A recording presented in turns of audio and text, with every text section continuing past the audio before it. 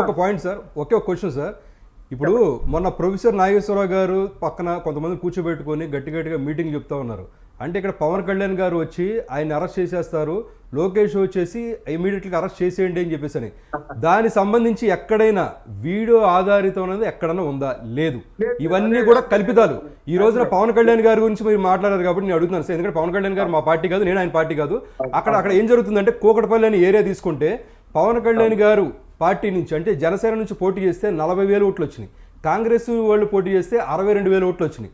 అంటే ఒక 2 లక్షల మంది ఓట్లు ఉన్న దాంట్లో 40,000 ఓటింగ్ జనసేనకు ఉంది అంటే ఇంకా పవన్ కళ్యాణ్ గారి చరిష్మ ఏం తగ్గలేదు సార్. అది గుర్తుపెట్టుకోవాలి. ఇంకోటి కూడా ఇంకా సార్ ఒకే ఒక పాయింట్ సార్, నేను పాయింట్ మాట్లాడుతూ ఆపేస్తాను సార్.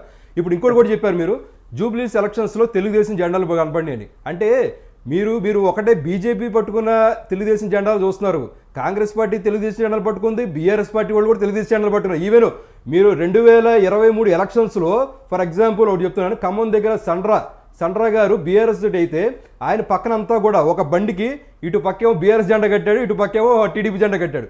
ఇలా ప్రతి ఒక్కళ్ళు కూడా టీడీపీ పోటీ చేసేసరికి ప్రతి ఒక్కళ్ళు కూడా కట్టుకుంటున్నారు సార్. తెలుగుదేశం మీరు ఇప్పుడు ఈటెల రాజేంద్ర గారు ఉన్నారు, ఈటెల రాజేంద్ర గారి దగ్గర కూడా తెలుగుదేశం జెండాలు పట్టుకున్నారు. ఈటెల రాజేంద్ర గారు గెలిచారు మొన్న ఎంపీ కింద. ఇక్కడ ఎక్కడా కూడా అధికారికంగా జూబ్లీహిల్స్ లో టీడీపీ పార్టీ అధికార ప్రకటన ఎక్కడా చేయలేదు, మీరు ఇక్కడ పలానా వాళ్ళకి సపోర్ట్ చేయమని. ఎవరు ఇంటర్నల్ గా వాళ్ళ అభిమానం కొద్దీ వాళ్ళు ఎవరికి వాళ్ళు డిస్ట్రిబ్యూట్ అయ్యి ఓట్లు వేసుకున్నారు.